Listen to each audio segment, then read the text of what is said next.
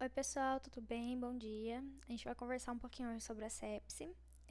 Eu deixei aqui na descrição do vídeo alguns materiais que eu usei para gravar essa aulinha de sepse, tá? A gente pode começar falando um pouquinho sobre o conceito. O conceito que eu deixei aqui para vocês é um agravamento de uma infecção, né, que saiu de um órgão específico e aí ele acabou se tornando uma manifestação grave no corpo de uma forma generalizada e que acabou afetando, né, outros órgãos e tecidos, tá bom? Isso acontece depois de uma resposta exagerada do sistema imunológico. Pode parecer um pouco vago, assim, o conceito, mas a gente pode criar um exemplo, né, de uma pessoa, por exemplo, que está com pneumonia. E, por exemplo, a infecção do pulmão, e essa pessoa vai ter os sintomas, né, a tosse, a febre e tudo mais. O corpo, ele vai tentar combater essa infecção que está no pulmão, certo? Então, ele vai liberar algumas substâncias inflamatórias da corrente sanguínea para tentar resolver essa infecção lá no pulmão. Mas aí, por alguma forma, né, essa resposta, ela acaba sendo muito exagerada. Então, como ela foi muito exagerada, ela vai acabar atingindo outros órgãos, por exemplo, né, que é o caso da disfunção orgânica, que aí, no caso, outros órgãos vão ter dificuldade de funcionar, tá certo? Então, a gente vai ter esse problema por conta dessa resposta que é exagerada, tá bom? Então, esse conceito que a gente deixou, ele vai ter a causa, né, que eu deixei aqui pra vocês, que é a disfunção dos órgãos, tá bom? E isso tudo através de uma resposta exagerada, como a gente já conversou também, que significa que o sistema de defesa, né, que o sistema imunológico do corpo, ao tentar combater uma infecção local, como por exemplo do pulmão, acaba exagerando na resposta, então o corpo vai liberar substâncias inflamatórias no sangue. E essas respostas inflamatórias acabam agredindo os próprios órgãos e tecidos, tá bom? Outra coisa também é que essas infecções, elas podem ser por bactérias, também elas podem ser por fungos, por protozoários, enfim, né? Elas podem ter vários tipos, tá bom? Mas sempre lembra disso que a sepse ela vai começar por uma infecção, tá bom? A gente vai falar um pouquinho agora sobre a fisiopatologia da sepse, tá? Então, como a gente já tinha conversado, uma bactéria, um fungo, né, o que for, ele vai invadir o organismo e o sistema imunológico ele vai reconhecer que tem um agente infeccioso e aí vai começar o mecanismo de defesa, né, que é uma resposta inflamatória local, tá bom? Então, depois da presença desse agente infeccioso que vai começar o mecanismo de defesa, né, que vai ser a resposta inflamatória. Também tem a síndrome da resposta inflamatória sistêmica, né, que aí nessa resposta ela vai acabar ocorrendo fenômenos inflamatórios que vão incluir ativação de, por exemplo, citocinas, que vai ter, por exemplo, radicais livres, óxido nítrico, tá bom? Etc. Vários outros. E a gente tem que entender que essas ações, elas têm o intuito, assim, de deixar a infecção, né, de combater a infecção, primeiramente, mas também de restringir essa infecção no local que ela se encontra, né? Então, por exemplo, a gente deu o exemplo de uma pneumonia. Então, ele vai tentar restringir essa pneumonia no pulmão, né? Mas como vai ter essa resposta inflamatória e vai acabar exagerando nisso, pode ser que acaba tendo a disfunção orgânica, né? Que atinge outros órgãos e acaba saindo do controle mesmo, tá bom? Então, o exagero dessa resposta, né, dessas liberações, ela sai do controle e atinge o organismo, não só o local da infecção, tá bom? Ao mesmo tempo, né, que tem essa resposta inflamatória, o organismo ele contrarregula essa resposta com outra resposta, né, que é a resposta anti-inflamatória, tá bom? O equilíbrio entre essas duas respostas, a inflamatória e a anti-inflamatória, ela é fundamental para o paciente se recuperar. Então, ela precisa ter o equilíbrio dessas duas respostas, tá? Inflamatória e anti-inflamatória.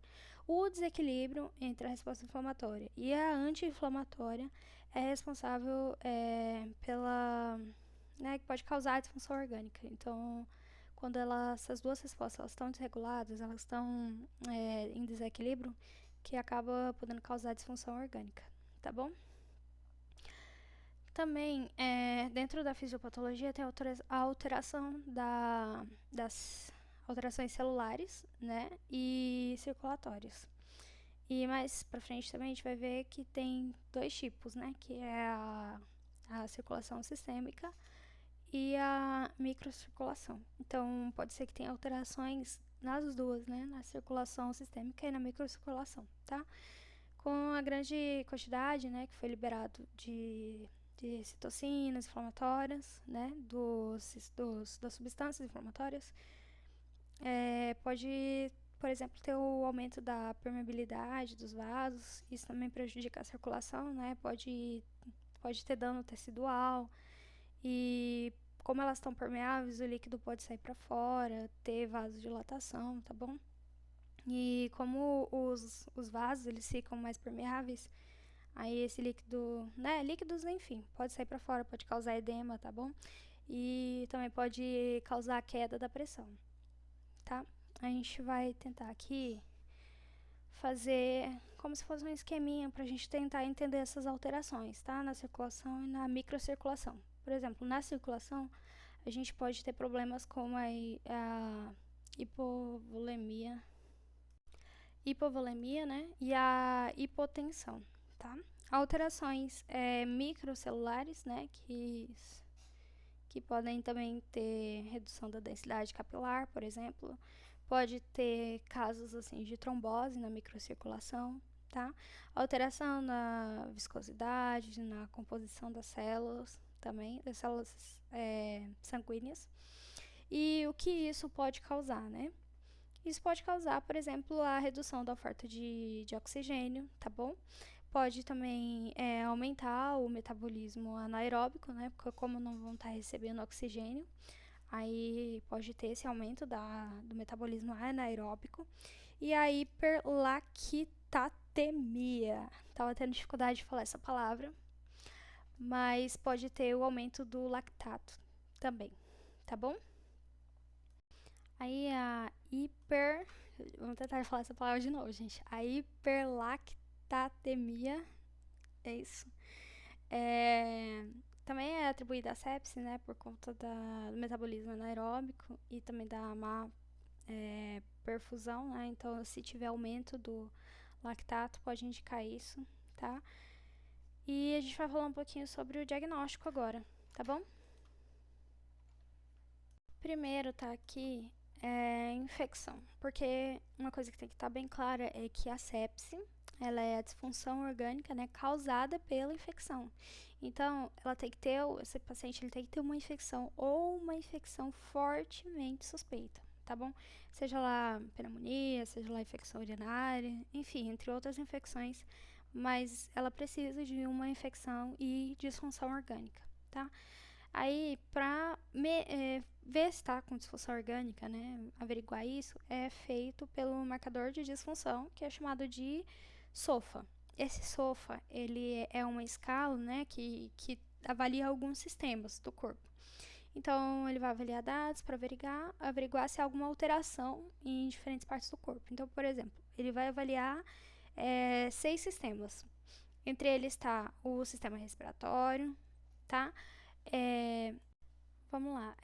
Por exemplo, eu já disse, né, que são seis sistemas. Primeiro, respiração. Na respiração, a gente vai avaliar a relação, por exemplo, de oxigênio no sangue. Então, a gente vai lá, vai medir a oxigenação, e aí a gente vai ver se o pulmão está conseguindo repassar, né, esse oxigênio para o sangue.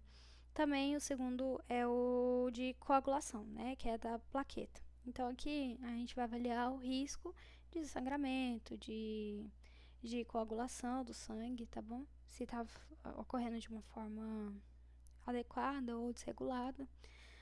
O terceiro, que é o neurológico, a gente vai aplicar a escala de Glasgow, vai avaliar o nível de consciência desse paciente, vai verificar ali a função cerebral, tá bom? O hepático, né, que é o fígado, a bilirrubina. Aí, nesse caso, a gente vai ver se o fígado está funcionando bem ou não. O renal, que é os rins, a gente vai verificar ali a creatina, débito urinário, tá bom? A gente vai ver se os rins eles estão filtrando bem o sangue, está produzindo urina normalmente.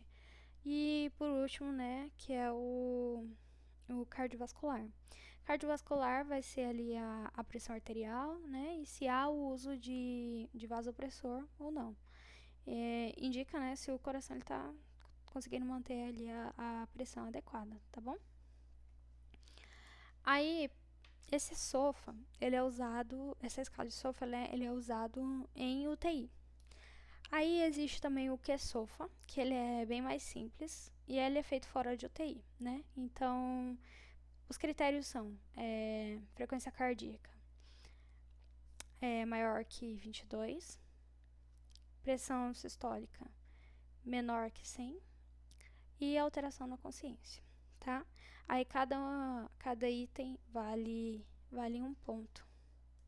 Aí uma coisa importante também é a pontuação, né? Então, por exemplo, de 2 pontos para cima no SOFA é considerado, né, sepse, quando está associado à infecção, claro. E no QSOFA também, quando dá 2 pontos a mais, tá bom? Aí também já é considerado sepse. Não, na verdade, no QSOFA ele é bem simples, né? Ele, se eu não me engano, não pode ser considerado só por ele, né? Porque ele é bem mais simples. Acredito que ele tenha que fazer mais exames, tá? Complementares. Ele é só uma versão rápida que é usada fora da UTI. A gente vai agora para exames laboratoriais e a gente vai ver alguns que são feitos, né? Alguns exames laboratoriais que são solicitados para confirmar, né, ali o diagnóstico. Primeiramente ali está o hemograma, né? Depois PCR, que significa proteína C reativa. Ela é produzida pelo fígado, então, assim, quanto mais alto, né, o nível de PCR, tem inflamação, tá bom? Indica inflamação, né? Números elevados de PCR. Lactato, né, que quando está elevado pode indicar uma perfusão, que a gente já conversou, que o que significa, né, que as células, os tecidos, às vezes não estão recebendo oxigênios e nutrientes adequados, tá? Também a cultura como é que fala? De bactérias, de urina, escarro, secreções, e ela é indicada a fazer antes da administração de antibiótico. Diagnóstico de choque séptico é quando tem uma hipotensão persistente. Então, por exemplo, mesmo depois de reposição de líquidos, né, a pressão ainda continua muito baixa, mesmo com a reposição volêmica, né? Necessidade de vasopressor, então só o soro, né, só o líquido ali, ele não está conseguindo dar conta de manter a pressão boa. E o lactato, né, menor de 2 mols. Menor não, maior, tá? E aí, por último, que é o tratamento. O tratamento, ele é feito com antibiótico de amplo espectro, tá bom? Ele é indicado dar início depois da cultura da bactéria. E ele é importante ser administrado ali na primeira hora também.